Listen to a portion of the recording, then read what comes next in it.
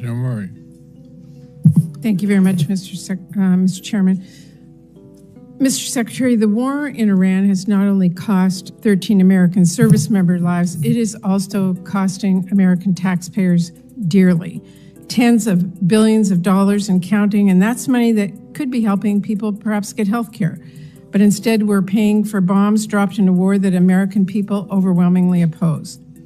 Now, earlier this morning, I know that your team testified Trump's war with Iran cost $29 billion so far.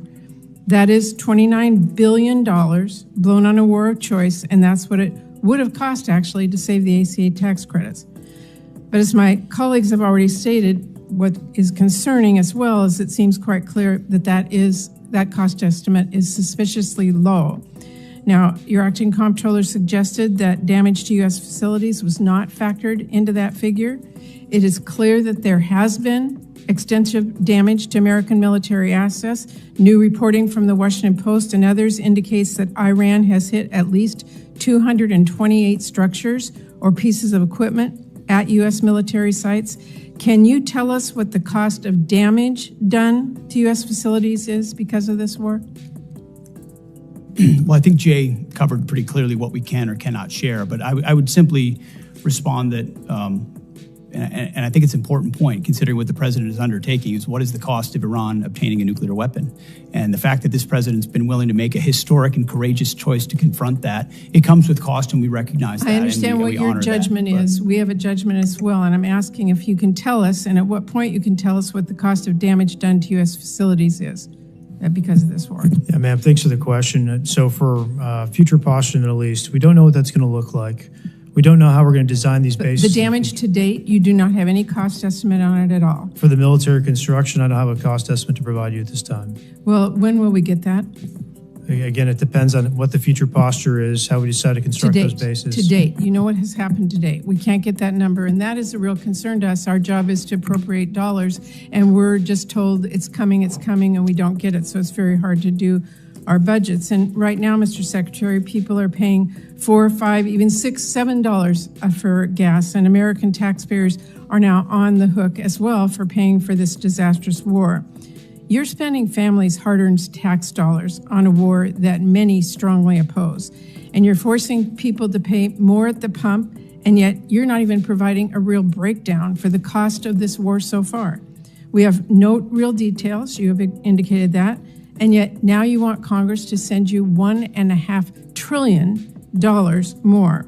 To me, that is unacceptable, and I hope our Republican colleagues will join us in not only rejecting that absurd request, but in insisting that the American people get the actual answers on how much money, their money, we are spending on this.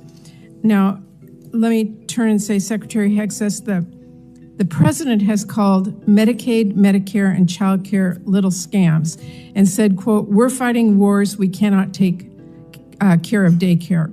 I'm just trying to understand that. Is it your position, since you're asking taxpayers for another $500 billion for the war, that American families should be forced to give up child care and health coverage so that you can have $1.5 trillion for this budget?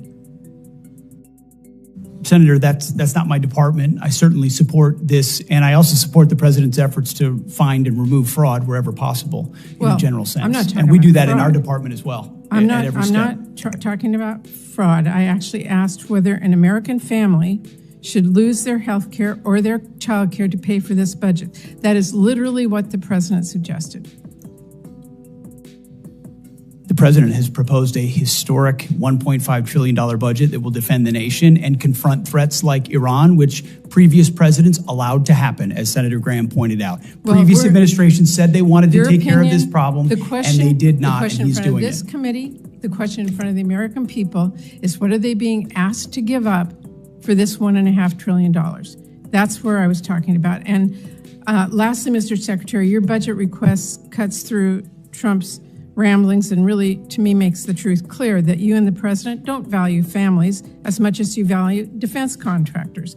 You want to increase the war budget. I meet Let me every finish. family at Dover. Okay, don't tell me Let we me- don't care about families. Mr. We sure do. Mr. And we Secretary- take care of them in every way we possibly can. I'm asking you about taxpayer dollars that everybody has. So when we've been to war before, we have asked people to do victory gardens. We've asked them to pay more. You are not doing that. You are asking for $1.5 trillion, which means something else has to be given up. That is what this committee is looking at. You want to increase the war budget for the next year by $500 billion. That is taxpayer money that could be used to feed families or build new affordable homes or wipe out some diseases completely or increase child investments 20 times over. But you are asking us to blow it all on war, and that's not even counting the money that you have spent bombing Iran or that you may still request in a separate supplemental. And to me, this budget wasn't even strategically crafted. $1.5 trillion is like the president decided that was the number and you all filled in the blanks.